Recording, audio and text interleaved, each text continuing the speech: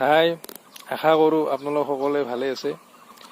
আমি সকলোৱে জানো যে লোকসভা নিৰ্বাচন সমাগত আৰু ইয়াৰ লগে লগে আজি ভাৰতীয় জনতা পাৰ্টীয়ে বৰপেটাত নিৰ্বাচনী প্ৰচাৰ অভিযান আৰম্ভ কৰিছে।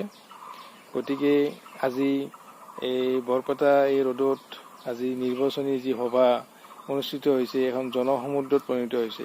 তাৰে এটি ভিডিঅ' মই লৈ আহিছোঁ, তেন্তে চাওক এই ভিডিঅ'টো।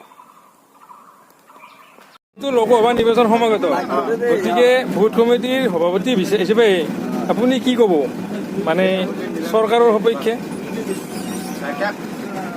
আপোনাৰ মতে কি চৰকাৰখন হ'বনে নাই ডাইৰেক্ট ক'ব লাগে? সভাপতি হিচাপে কওক।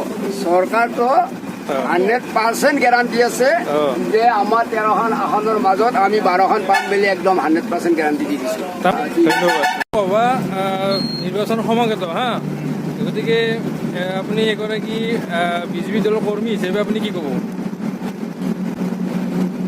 নাই চৰকাৰটো 100% ন?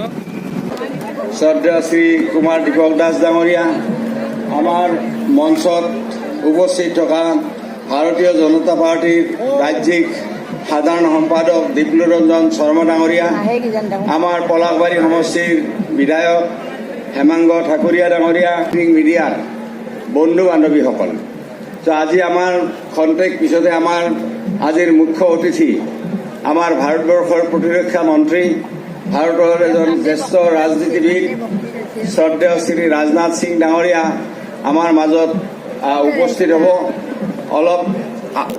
অলপ পিছতে তেওঁ